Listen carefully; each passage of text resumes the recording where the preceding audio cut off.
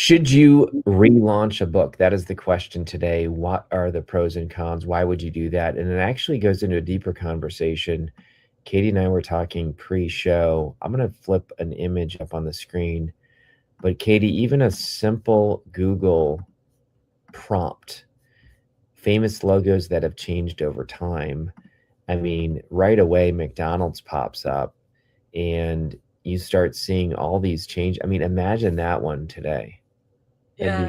That'd be kind of nutty. But whether it's Starbucks, whether it's Pepsi, and even Coca-Cola, Katie, why, as we get started today, why do you think logos change? Because logos are part of IP, books are IP, but why do these change? Yeah, great question. So I'd say a lot of times logos change as the company culture changes because they want to refresh Mm, their brand. They might start with a particular logo and it evolves a bit over time. So it's always a moving target hmm and it's always a shift throughout the company's life cycle too. Now, I think it's, part of the strategy here too is you with trademarks, you don't want to change the branding so much where it's a totally new mark and you have to build up new consumer recognition for the Right. brand. So that's why too it's a lot of trying to update and kind of refresh the branding, but not making it look too different from where it first started either. I think you're hitting on the head because last fall, big stuff with Cracker Barrel. So if you can see my screen here, Cracker Barrel was this, and then they were going to move to this, and there was this huge outcry. And you remember this? Yeah. Yeah, it was blowing up. Twitter, people were boycotting it, and I think what the result was, you nailed it. The logo was a symbol of the culture shift that was happening inside the company. I mean, it wasn't just let's just change the logo, but they were literally giving the entire restaurant a makeover, making it more minimalistic, removing what made Cracker Barrel the old country store. So that was a super negative. But then when you go back to like this GE, Coca-Cola, I would say some of what we saw just a second ago, and I'll show it again. I think it's actually smart could you imagine GE today? Like, I don't even know what that is, you know? Right. This Exactly. right? And so they started to get clearer, and then they went black. Looks very similar, looks very similar, looks very similar, and now present.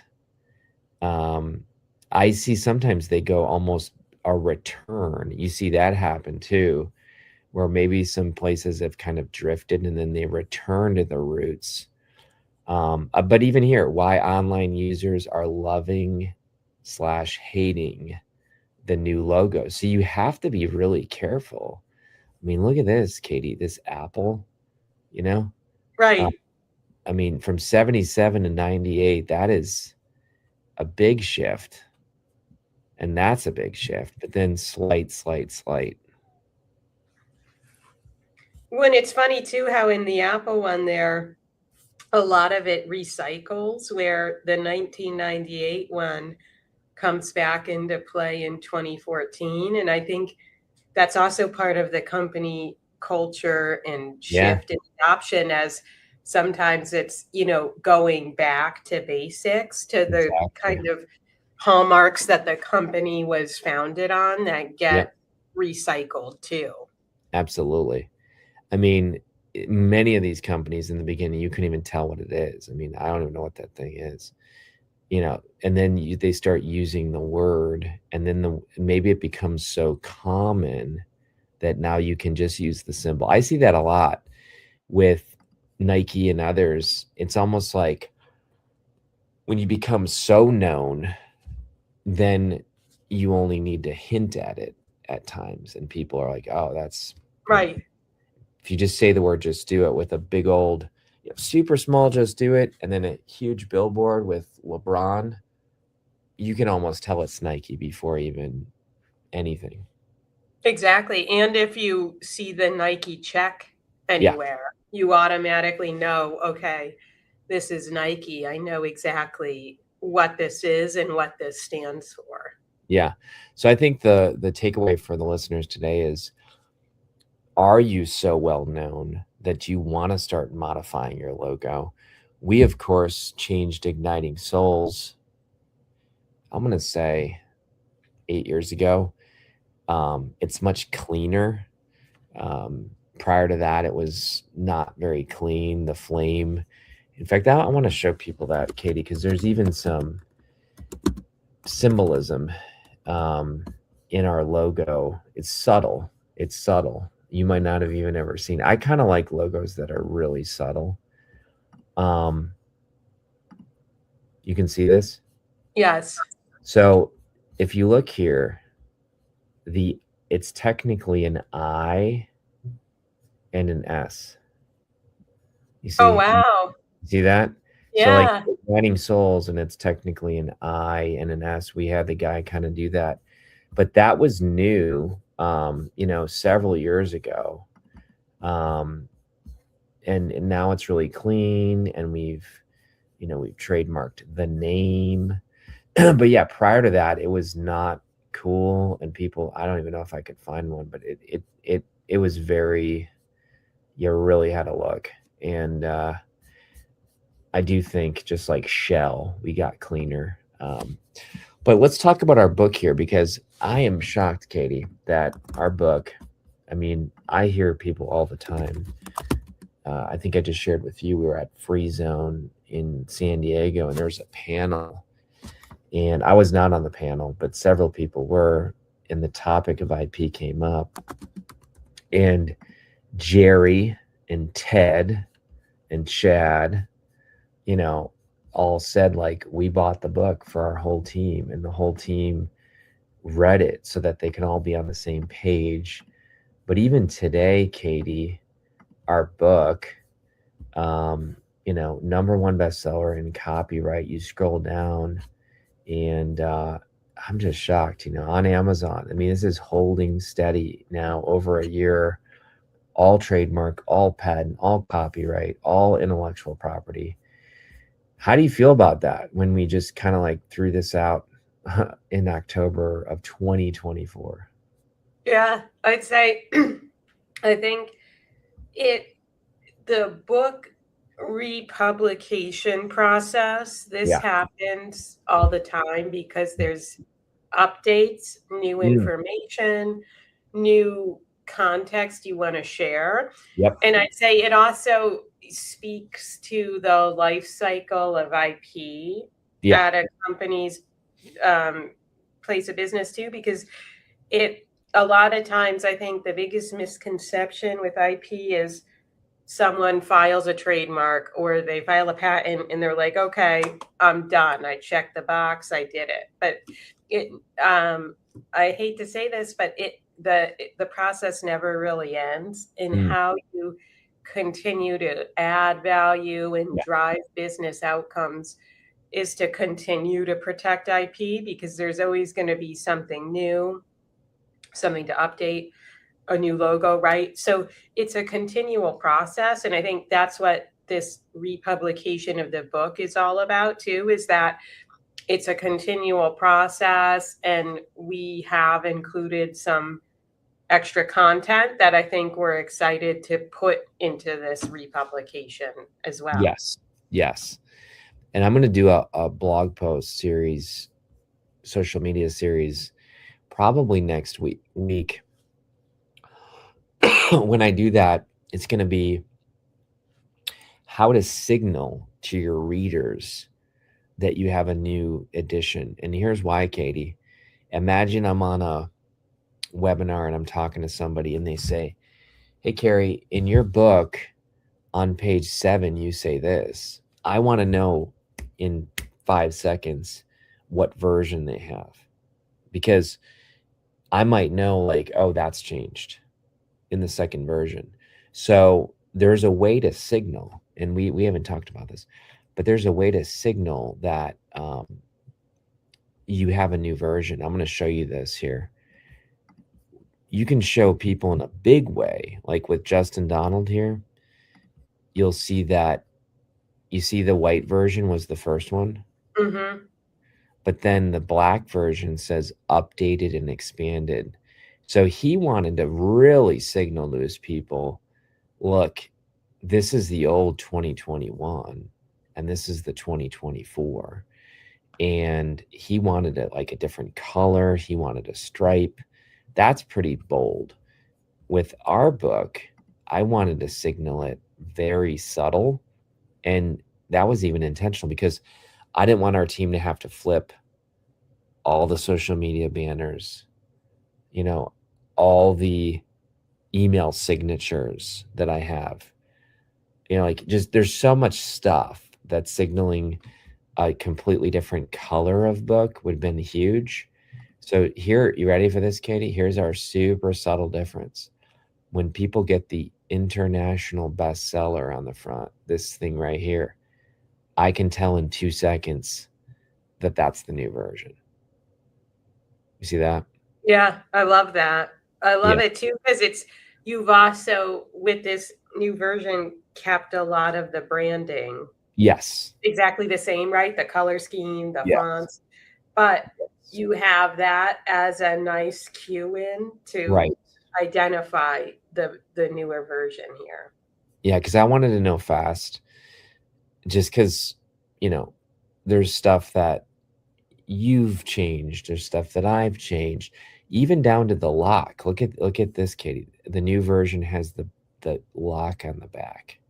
So again, that's another way I can tell very quickly in 2 seconds, hey, the lock's there. So I think it's just helpful to have that difference. And I would tell people that consider doing a republish. Why? Because a book is frozen in time. You know, like there's nothing bad with I don't know, pick any famous How to Win Friends and Influence People. Like, great, you have the original, great, but he might put things in there that are technologically dated.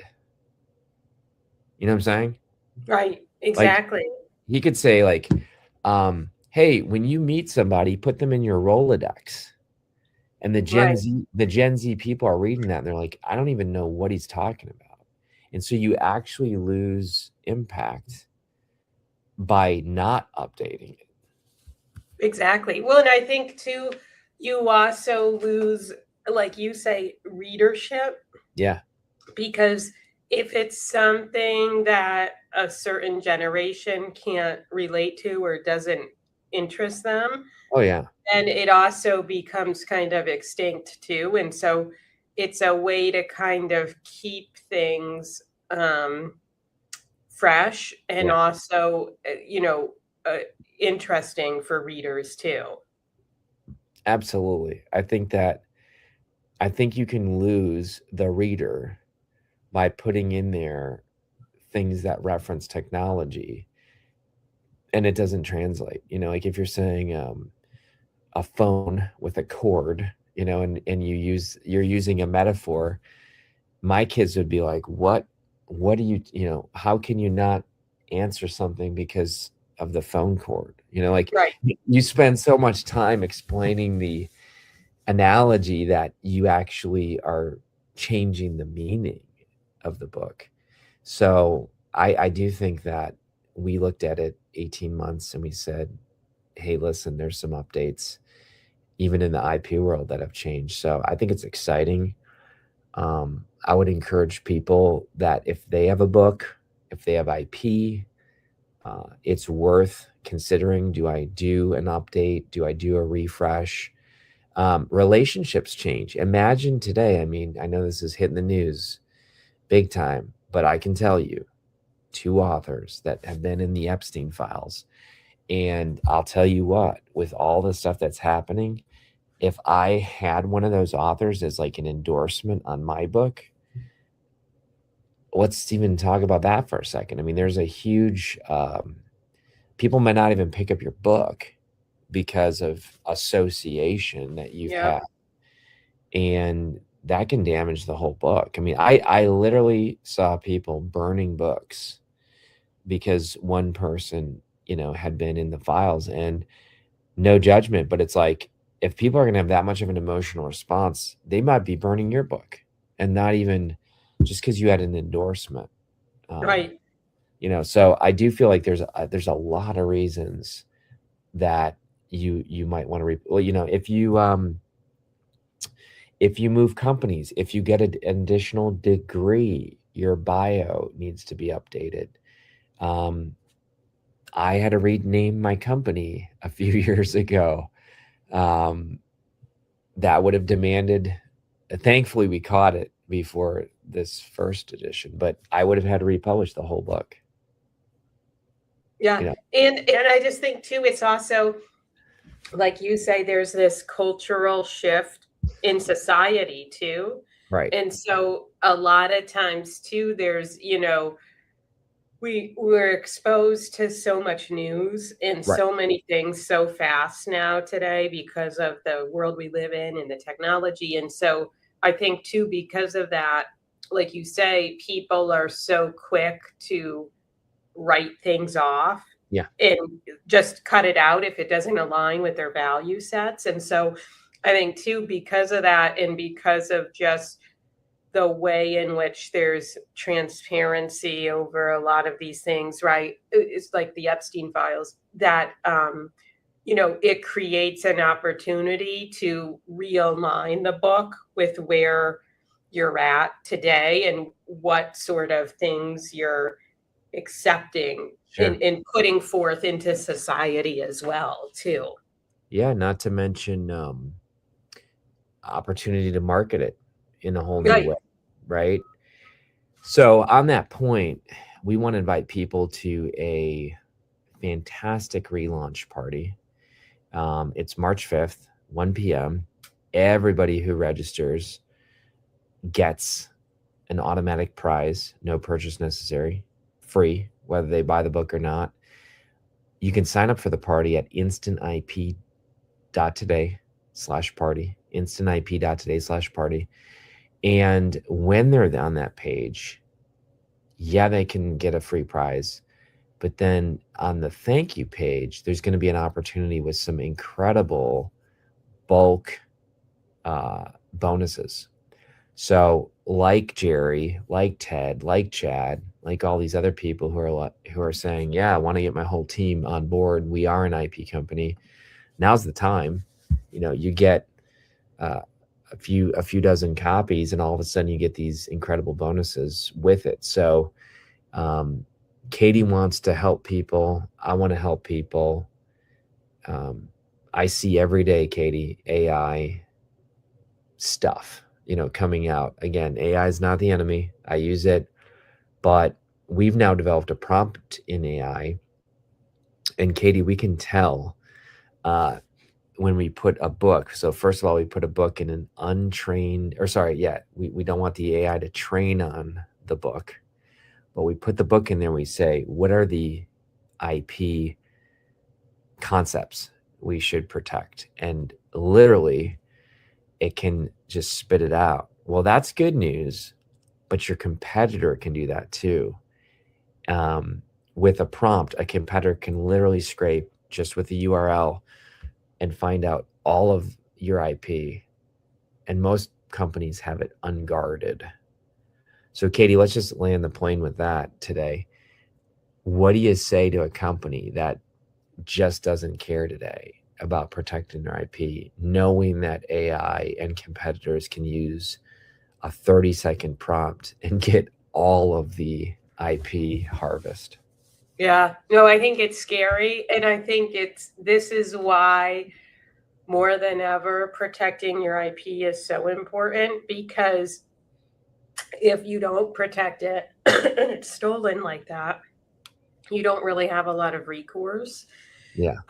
Whereas if you do have it protected, then there's ways you can enforce it, you can get damages. And I think you're a great example of this, Kary, because when your books were stolen from IP, Yep. you had registered copyrights on them. So you were able to enforce the copyrights and recover damages that if you didn't have those, you otherwise wouldn't have been able to.